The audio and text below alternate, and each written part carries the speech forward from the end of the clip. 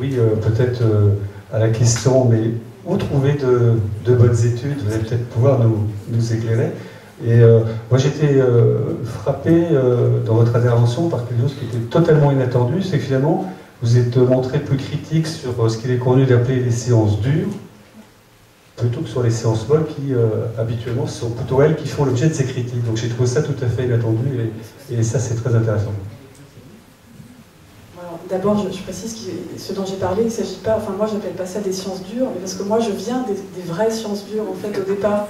Pour moi les sciences dures c'est la physique, c'est a fortiori les maths, voilà.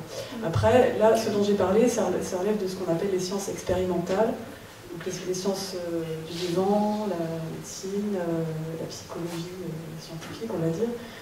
Pour moi on n'est plus dans le domaine des sciences dures, justement, enfin, c'est ce que j'expliquais, c'est-à-dire qu'on voilà, on fait des expériences, on interagit avec le réel, ça nous donne des données, mais qui dépendent de la manière dont on interagit avec l'objet qu'on étudie. Et puis voilà, à chaque fois, c'est une petite vision partielle de la réalité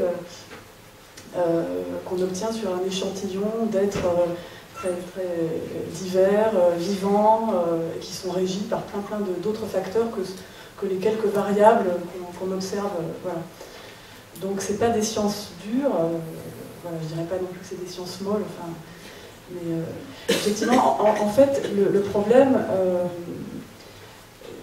pour faire la différence avec ce qui se passe par exemple avec la sociologie, quand il y a des sociologues qui publient dans des revues de sociologie tous les jours des tas d'articles, on voit jamais dans la presse, ça y est, le sociologue un tel vient de démontrer telle chose.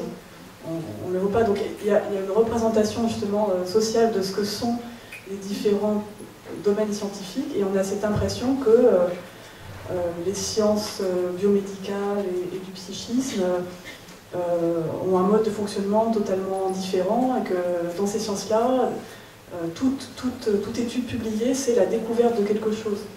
Donc enfin, j'ai l'impression que c'est vraiment, ça se joue beaucoup au moment de la vulgarisation de cette histoire. Enfin, du coup, ça fausse complètement la perception qu'on a de ces sciences. Donc je ne dirais pas que ces sciences-là sont moins rigoureuses que la sociologie, par exemple, mais en revanche, on n'en parle pas du tout de la même manière dans les médias. Ça change tout. Alors après, enfin, pour en revenir à la question qui était posée, j'espérais qu'elle serait oubliée, mais malheureusement. Parce que oui, c'est une question difficile, parce qu'on peut me dire, mais alors, dans ce cas, tout le monde enfin, on peut faire confiance à personne. Voilà, enfin, si je devais, enfin, si on demande concrètement, mais alors par exemple, qui doit-on écouter les yeux fermés, enfin, bon, écouter les yeux fermés, qui peut-on suivre en étant sûr que cette personne ne va dire que des choses vraies, etc. Bon, clairement, je dirais personne, voilà. Y compris moi, je vous recommande de ne pas me croire. Et en tout cas, enfin, voilà, personnellement, justement, c'est une des raisons qui font que j'alimente un blog, je tiens un blog sur lequel j'essaye de donner le maximum d'éléments factuels pour que les gens puissent se faire une opinion par eux-mêmes. Justement pour ne pas rentrer dans ce discours d'autorité, voilà, je vous le dis, croyez-moi, je suis légitime, donc moi j'essaie justement de ne pas rentrer dans cette logique-là, et voilà, moi j'ai pas vraiment de réponse en fait à cette question. Sur la question des sciences molles et des sciences dures, si vous voulez, c'est un peu agaçant. Est-ce que les sciences humaines, c'est les molles, et les sciences inhumaines, c'est les dures? Alors, autrement, j'interviens sur autre chose. C'est ce que vous avez évoqué tout à l'heure, sphère privée et sphère publique. Ben, laissez-vous dire, quand on est enseignant, je connais des enseignants qui sont dans des collèges et dans des lycées, c'est pas évident d'enseigner avec des élèves musulmans intégristes. Les choses sont très complexes. Vous avez actuellement, se pose la question de la règle de la laïcité en France. Et quand on peut se déclarer, un élève peut se déclarer homosexuel musulman, laissez-moi vous dire, c'est autre chose. Actuellement, on fait faire le jeûne du Ramadan à des scolaires de 6-7 ans. Et quand vous êtes professeur des écoles, comment résister à cela quand les parents défendent ses enfants? Alors qu'en islam, on ne fait pas à cet âge-là le jeûne. Et sur la sphère privée-publique, c'est un problème très actuel. Parce que là, on parle beaucoup en tant que catholique. Mais il y a 8 millions de musulmans en France qui sont scolarisés aussi. Enfin, dont les parents les scolarisent. Et laissez-moi vous dire, c'est pas facile de faire la distinction actuellement. La loi sur les signes ostentatoires s'applique dans les lycées et collèges, mais elle ne s'applique pas à l'université. Et de plus en plus, vous avez des jeunes étudiants qui portent le hijab, le voile. Je ne parle pas du voile intégral. Alors, c'est permis, mais la question, c'est que certaines, même les garçons, n'assistent plus à certains cours. Parce que le discours de l'enseignant n'est pas créationniste. Et certains enseignants ne peuvent plus faire travailler ensemble des garçons et des filles. Voilà, c'est des observations qui nous donnent, nous, à réfléchir. Je veux juste rajouter que c'est très difficile aussi d'enseigner à des élèves intégristes catholiques. Je peux vous dire, non mais c'est pour aussi voilà, élargir le débat, je peux vous dire des établissements qui ne sont pas très loin d'ici, même dans notre réseau des frères écoles chrétiennes, où c'est très compliqué. Là c'est pour dire qu'il n'y a pas que des intégristes musulmans. Moi je veux bien répondre, mais en faisant un pas de côté en fait, parce que finalement ça rejoint des choses qui étaient dans mon propos tout à l'heure. Parce que ce qui est intéressant dans ce que vous relevez, c'est que en fait, c'est la conception de la laïcité à la française versus, c'est des choses qui étaient un peu dans mon diaporama, versus la laïcité telle qu'on la conçoit dans les pays anglo-saxons, par exemple, avec l'idée pour les uns à la française, donc la laïcité, c'est la suppression de tous les signes d'appartenance religieuse, versus pour les autres, l'idée que la laïcité, ce serait la possibilité pour toute forme d'opinion religieuse de s'exprimer, en fait, sans que... bon.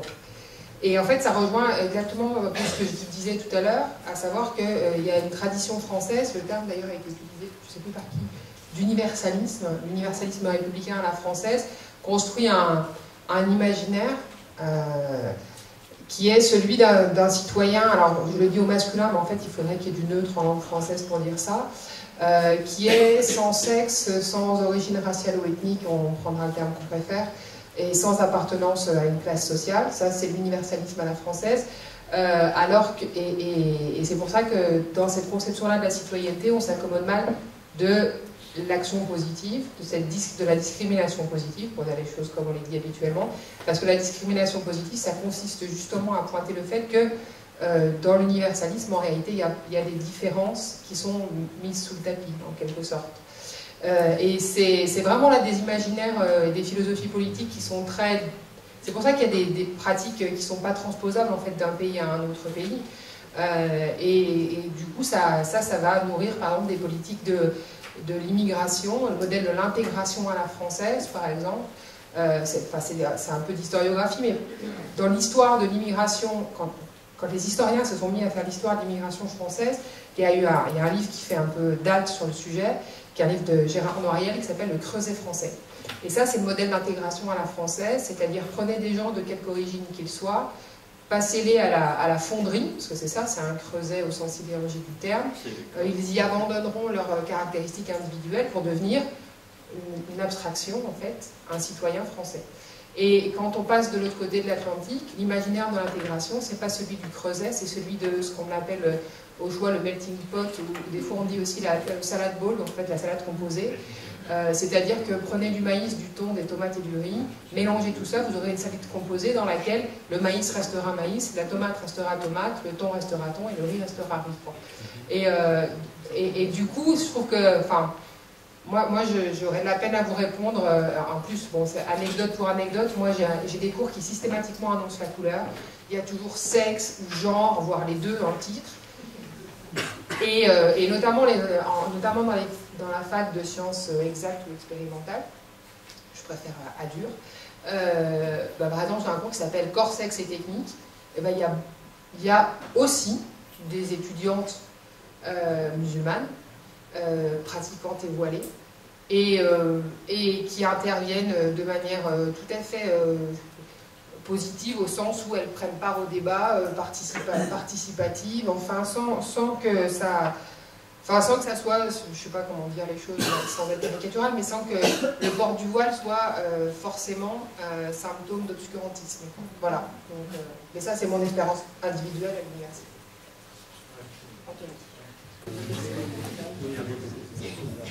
Je voulais juste rajouter une chose, faudrait pas, parce que, vous voyez, c'est dangereux, parce que du coup, on réinjecte une forme d'identitaire avec du religieux en utilisant le genre, et c'est compliqué, parce que après, grosso modo, je voudrais pas qu'on croie, ah, il y a les éclairés qui sont issus d'une matrice intellectuelle chrétienne, et qui sont ouverts aux études de genre, et il y a les obscurantistes, nanana, vous avez compris ma pensée. Il existe des mouvements d'idées musulmans ouverts aux études des genres. Vous tapez sur Google Queer Muslims, les musulmans queer, hors genre, vous allez voir du pays. Le mouvement des homosexuels musulmans de France a déjà co-organisé dans les cadres de la HESS plusieurs journées.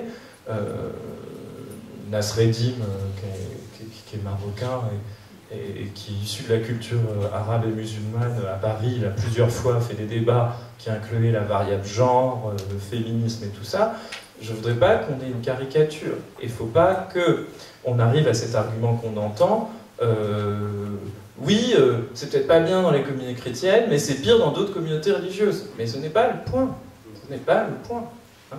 La question est bien de savoir si cet outil est pertinent et universel dans le sens où il peut être compris par toutes les raisons humaines, ou il ne l'est pas. On ne va pas chercher à donner des brevets de genre par communauté religieuse, ethnique ou régionale. Il me semble que là, c'est un raisonnement qui peut... Alors évidemment, aujourd'hui, il y a un certain nombre de crispations, il y a un certain nombre de choses qui se passent dans des groupes religieux et confessionnels, mais il faut l'approcher avec une extrême prudence. Je ne pense pas qu'il y ait une condamnation et pour le coup un déterminisme terrible des mondes arabo-musulmans s'il y a une unité civilisationnelle qui fait qu'ils sont inaptes, incapables de comprendre les études de genre. Non, c'est peut-être pas visible, et c'est malheureusement pas assez visible aujourd'hui, mais il faut pas penser ça. Hein. J'étais dans le 16e arrondissement il y a 2 mois à un colloque organisé par la JIC, la Jeunesse indépendante chrétienne, sur le féminisme et religion. On avait une femme imam californienne qui défendait la bénédiction avec des sourates de mariage mixte ou homosexuel en Californie. Son expérience est peut-être marginale ou tout ça, mais ce que je veux dire, c'est que humainement, c'est pensable, c'est visible, et donc du coup, voilà, il ne faut pas que le genre, et moi je ne veux pas faire des études de genre pour nourrir un nationalisme ou un discours anti-religieux. Je fais des études de genre pour l'associer à un profond universalisme dans ce sens-là. Voilà. Juste un tout petit point sur ça, parce qu'on les méconnaît souvent. Par exemple, il y a un mouvement féministe islamique. Le féminisme islamique, c'est quelque chose qui existe. Moi, j'en parle avec mes étudiantes et mes étudiants, qui souvent sont fort surpris, et du coup, c'est l'occasion de discuter de la compatibilité, exemple historique à l'appui, du féminisme et des religions, hein, pour la peine l'islam, entre autres, mais pas que. Enfin, le féminisme islamique, par exemple, dans le cadre des révolutions, des printemps arabes qu'on a connus récemment, a joué un rôle important. Et là, il ne faut pas pécher par... alors souvent c'est par méconnaissance, oui, mais il ne faut pas pécher par ethnocentrisme. Et là, pour la peine, et je fais mon mea culpa, enfin, parce qu'on est mauvais lecteur d'un certain nombre de langues étrangères, il y a des mouvements qu'on ignore, et effectivement, par exemple, quand on dit le féminisme, moi c'est une expression que je récuse au féminin, au singulier, c'est ça, c'est lapsus révélateur. C'est une expression que je récuserais au singulier, de manière singulière, parce qu'on ignore la diversité des courants, et effectivement, en islam, il y a des courants féministes importants. Est-ce que je peux intervenir ?